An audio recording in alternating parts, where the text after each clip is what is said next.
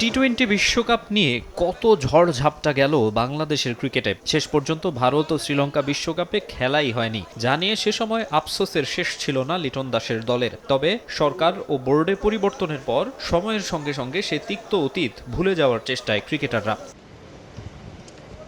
যদিও সংক্ষিপ্ত ফরম্যাটে মাঠের পারফরমেন্সের তিক্ততা ভোলা কঠিনই। ২১২ ম্যাচের ১২১টিতেই হারের পরিসংখ্যান মোটেও সুখকর নয়। নিউজিল্যান্ডের বিপক্ষে পরিসংখ্যানেও বেশ পিছিয়ে। ২০ ম্যাচের ১৫টিতেই হেরেছে বাংলাদেশ। তাদের বিপক্ষে সবশেষ জয় ২০২৩ সালের ডিসেম্বরে। দেশের মাটিতে কিউইদের বিপক্ষে পারফরমেন্স অবশ্য খারাপ নয়। সবশেষ ২০২১ বিশ্বকাপের আগে বাংলাদেশে ৫ ম্যাচের সিরিজ খেলেছিল ব্ল্যাক ক্যাপরা। ৩-২ ব্যবধানে ওই সিরিজ জিতেছিল স্বাগতিকরা। সিরিজ জিতলেও সে সময় অতিরিক্ত টার্নিং উইকেট নিয়ে হয়েছিল বিস্তর সমালোচনা। এবার ভিন্ন উইকেট হওয়ার সম্ভাবনাই বেশি। ৩ ম্যাচ ওয়ানডে সিরিজের উইকেট ছিল পেস সহায়ক। টি-20তেও স্পোর্টিং উইকেট আশা করা হচ্ছে। দেখে মনে হয়েছে ভালো উইকেট হবে।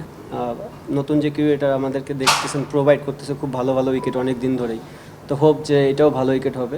আধুনিক ক্রিকেটের টি-20তে ২০০-র বেশি রান হয় হর হামেশা। এক্ষেত্রে বাংলাদেশ কিছুটা পিছিয়ে। চট্টগ্রামের এই ভেন্যুতে ১৯ ম্যাচে ২০০+ স্কোর বাংলাদেশ করতে পেরেছে মাত্র ২ বার। আবার ডেথ ওভারে খরুচে বোলিংয়ের কারণেও ভুগতে হয় প্রায়ই। জেনুইন ৬টা ব্যাটসম্যান অলওয়েজ খেলে, সাথে আপনারা জানেন রিশাদ এবং শেখ মেহেদী দুজনই ব্যাটিং করতে পারে, এবং পেস বোলারদের ভিতরে সাকিব আছে, সাইফুদ্দিন আছে, সাকলাইনও এখন নতুন জয়েন হয়েছে। তো ওভারঅল খুবই একটা ব্যালেন্স সাইড আমার কাছে মনে হয়। টি-20 ফরম্যাটে যে 5জন আমরা ট্যালেন্ডারকে ধরতেছি, 5 পেস বোলারের ভিতর 3জনই খুবই ভালো ব্যাটিং পারে। এক্সেপ্ট আমি যদি শরীফুল অ্যান্ড রিপন মণ্ডলকে দেখি, তাহলে হয়তো বা তারা খুব একটা ভালো ব্যাটসম্যান না, বাট টুকটাক 5-6 রান করে দিতে পারবে। এই ফরম্যাটে আপনার 1 সেকেন্ডে এক বলের ভিতর খেলা চেঞ্জ হয়ে যায়। সো যতটা ফ্রিলি মাইন্ডে থাকা যায়, এবং আপনি জানেন যে পেস বোলারদের শেষ ডেট ওভারে স্লো ইয়র্কারটা খুব ইম্পর্টেন্ট। তো ফান গেমের সাথে সাথে তাদের স্কিলটাও ডেভেলপ হয়ে যাবে। সাগরিকায় এর আগে সব ফরম্যাট মিলিয়ে 4 ম্যাচে মুখোমুখি হয়েছে দু দল।